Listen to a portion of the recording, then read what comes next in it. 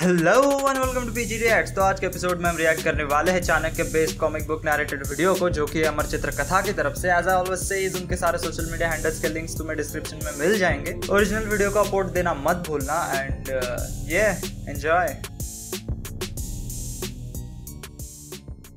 मेरा नाम है इतिहास। मैं समय हूँ। 200 साल पुरानी बात है। यहाँ अलेक्जेंडर द ग्रेट ने भारत को इन्वेड किया। और वहां ब्राह्मण टीचर चाणक्य का माथा ठनका और उन्होंने सोचा, अगर विदेशी का सामना करना है तो भारत को एक होना होगा। मैं एक मजबूत राज्य बनाने की तरफ अब कदम बढ़ाऊंगा। मगध उस समय भारत का सबसे बड़ा राज्य था धनानंद, और उसके राजा का नाम था धनानंदा। यूं हुआ कि चाणक्य जब मगध के राजा से मिलने उनके राज्य में गए तो राजा ने चाणक्य जैसे उच्च कोटि के ब्राह्मण और विद्वान की बेकार में ही बेइज्जती कर दी। राजा चाणक्य की तरफ उंगली उठा के अपने मंत्री रक्षस से बोले, देखो इस गधे जैसे विद्वान को। अहंकार। चाणक्य आग बबूला हो गए और उन्होंने राजा को चेतावनी दी। ओ घमंडी राजा, मैं इस बेइज्जती का बदला लेके रहूंगा। मैं तुझे और तेरे बेटों को बर्बाद कर दूंगा। बस यहीं से शुरू हुआ दिलचस्प घटनाओं का सिलसिला। चाणक्य को तलाश थी एक अच्छे मौके की। उनकी तलाश आके चंद्रगुप्ता पे खत्म हुई। उन्होंने चंद्रगुप्ता से कहा कि मगध जैसा मजबूत राज्य ही व्हाट? ओके, ये थोड़ा अलग नहीं लग रहा है क्या? क्योंकि जैसा मैंने सुना है, चंद्रगुप्त एक छोटा बच्चा था जब चाणक्य उनसे मिले थे एंड वो किसी गांव में रहते थे। मे बी मैं रॉन्ग हूँगा क्योंकि मैंने एक टीवी सीरियल में देखा था एंड टीवी सीरियल का तुम्हें पता है, बट हाँ, ये मुझे थोड़ा वियर्ड लगा। भारत को विदेशी ताकत से छुटकारा दिला सकता है। जरूरत है चंद्रगुप्ता जैसे जवान, दलेर, बहादुर और अक्लमंद की। कुछ इस तरह से चाणक्य ने चंद्रगुप्त को मनाया और वो तैयार हो गए मगध पे हमला करने के लिए।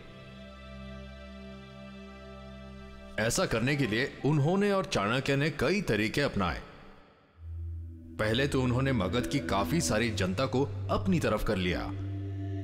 उसके बाद चाणक्य ने एक पर्वतक नामक लालची राजा से कार्य के लिए समर्थन मांगा और उसे वादा दिया,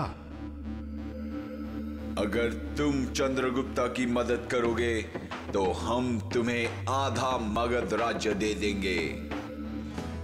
इस बात से उन्होंने पर्वतक को भी शीशे में उतार लिया। बस सही समय आ गया था और चंद्रगुप्ता ने नंदा के राज्य मगध पे हमला कर दिया।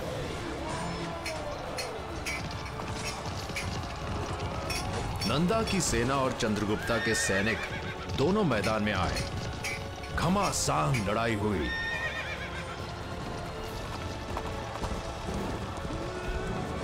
और आखिर में जीत ने चंद्रगुप्ता के कदम चूमे। जय हो। चंद्रगुप्ता ने इस जीत का श्रेय चाणक्य को दिया।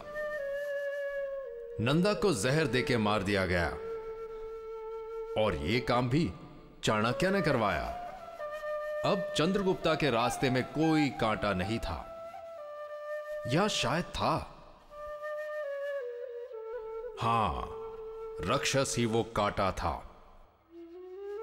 यह व्यक्ति नंदा का वफादार मंत्री था और चाणक्य को इस बात का शक था कि राक्षस कभी भी वार कर सकता है। चाणक्य का दिमाग सही चल रहा था। वहां भगोड़ा राक्षस चंद्रगुप्ता के खिलाफ नई नई तरकीबें सोच रहा था। एक बार फिर लालची राजा पर्वतक का इस्तेमाल हुआ। राक्षस ने उसे समर्थन मांगा और कहा, तुम्हारी मदद की वजह से ही तो चंद्रगुप्ता मगध का राजा बना, इसीलिए राजा बनने का हक तो तुम्हारा बनता है। कान का कच्चा पर्वतक इस बार राक्षस की तरफ हो गया। फिर क्या था, राक्षस ने चंद्रगुप्ता के विरोध में पहला कदम उठाया। राक्षस ने बीमार चंद्रगुप्ता के चिकित्सक का इस्तेमाल किया, जहरीली दवाइयां उसके हाथ भेजी। पर ऐन मौके पर चाणक्य आ गया और उसके पहले चिकित्सक को ही दवाई चखने का आदेश दिया। होना क्या था, चिकित्सक ने वहीं दम तोड़ दिया। इस समय चाणक्य ने चंद्रगुप्त को एक जरूरी सीख दी। एक राजा को तब तक किसी पे विश्वास नहीं करना चाहिए जब तक उसे उसकी वफादारी पे पूरा भरोसा ना हो। जब जहर काम नहीं आया तो राक्षस ने और दिमाग लड़ाया। उसे पता चला कि एक हफ्ते बाद चंद्रगुप्ता नंदा महल में जाकर रहने वाले हैं। उसने एक और तरकीब निकाली। चंद्रगुप्ता अपने गुरुदेव चाणक्य के साथ जब खुशी खुशी महल में प्रवेश कर रहे थे, तब चाणक्य ने महल की छानबीन करने की इच्छा प्रकट की। महल के कर्मचारियों ने चाणक्य को बताया कि महल नया नया साफ किया गया और उन्होंने सब कुछ ठीक से जांच लिया है। पर चाणक्य को तसल्ली नहीं हुई और वो बोले, पर मैं खुद देखना चाहूंगा। चाणक्य ऊपर नीचे आगे पीछे चल के जब सुराग ढूंढ रहे थे, तभी उन्हें साफ फर्श पे एक चींटियों के झुंड को चावल ले जाते हुए देखा। बस यही उनका माथा ठनका। उन्होंने सिपाहियों को आदेश दिया कि वो बाहर जाके महल में चारों तरफ से आग लगा दें। सुंदर महल के जल जाने पर चंद्रगुप्ता शुरू में दुखी तो जरूर हुए, पर सच्ची बात पता चलने पे उन्होंने चैन की सांस ली। हुआ यह था कि चतुर राक्षस ने महल के नीचे हजारों सैनिकों को छुपा के रखा था और ये राज चींटियों की वजह से खुल के चाणक्य के सामने आ गया। महल में लगाई आग में राक्षस की ये तरकीब भी जलकर मर गई। राक्षस ने परेशान होकर सोचा, चाणक्य, तुम्हारी वजह से मैंने अपने वफादार सैनिक खो दिए। राक्षस हार मानने वालों में से नहीं था। इस बार उसने चंद्रगुप्ता का मन बहलाने के लिए एक बहुत ही खूबसूरत नर्तकी को भेजा, पर चाणक्य ने यहां भी खतरा सूंघ लिया और इस नर्तकी को राजा पर्वतक के पास भेज दिया। इस विष कन्या के छूने से राजा पर्वतक, जो कि चाणक्य और चंद्रगुप्ता से दगा कर बैठा था, मर गया और चाणक्य ने एक बार फिर चंद्रगुप्ता की जान बचा ली। इसके बाद आई राक्षस की सबसे बड़ी चाल। उसने पर्वतक के बेटे मलयाकेतु का समर्थन लिया। 5 राजा और मलयाकेतु का गुट बना के उसने चंद्रगुप्ता पे हमला करने की ठान ली। पर चाणक्य ने अपने तेज दिमाग का ढक्कन खोल के वहां से एक और तरकीब निकाल ली। पहले उन्होंने अपने एक जासूस को एक चिट्ठी लेके दुश्मन की तरफ भेजा और फिर उन्होंने नाटक करा के चंद्रगुप्ता से झूठ मूठ झगड़ा कर लिया और यह खबर दुश्मन तक भी किसी तरह पहुंचा दी। अब चाणक्य की तरकीब के मुताबिक जासूस ने अपने आप को मलयाकेतु के हाथों पकड़ा लिया और चिट्ठी दे दी।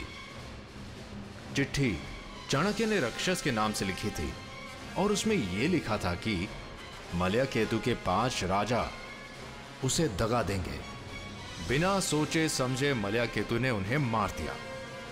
राक्षस ने वहां आके मलयाकेतु को यह समझाने की बहुत कोशिश की कि वो लिखाई उसकी नहीं है और ये चिट्ठी उसने नहीं लिखी, पर कोई फायदा नहीं हुआ। परेशान होके वो कहीं दूर निकल गया। चाणक्य की तरकीब एक बार फिर सफल हो गई और उसने मन में सोचा, काश मेरे चंद्रगुप्ता राजा की तरह निडर और अक्लमंद होते, गधे नहीं। पर इस समय कहानी ने एक सुनहरा मोड़ लिया।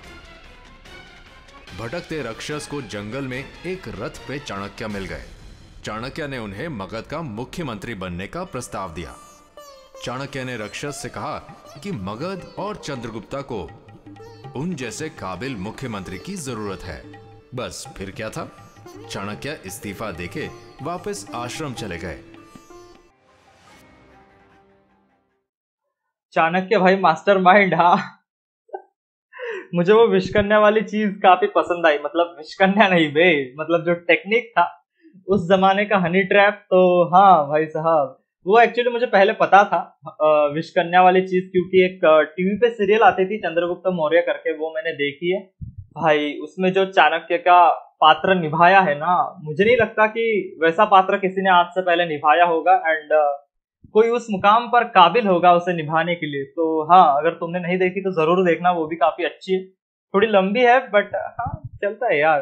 तो हाँ, उसी से मुझे ये विषकन्या वाली चीज पता थी। एंड आई थिंक धनानंद को भी विषकन्या से ही मारा था ना, मतलब मुझे तो ऐसा लगता है, क्योंकि इसमें कुछ और ही दिखाया। इसमें वो जो पर्वत, क्या नाम था उसका, मैं भूल भी गया यार, मुझे नाम याद भी नहीं रहे थे। जो दूसरा कैरेक्टर दिखाया था उसको विषकन्या से मरवाया गया था।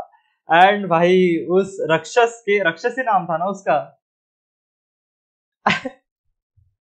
उसके मतलब एकदम थगलाइव तरीके से उसके प्लान्स बिगाड़ दिए भाई। पहले तो वो आई थिंक विष देकर मारने का प्लान था औषधि में, वो भी फ्लॉप हो गया। एंड दूसरी बार वो सारे आदमी बेचारे महल के नीचे दबकर मर गए। लोल, काफी सही था भाई, काफी सही था ये वीडियो। एंड अलग अलग पात्रों के बारे में हमें पता चला उस समय के। तो ये that's it for this episode. काफी अच्छा था यार, वैसे मजा आ गया।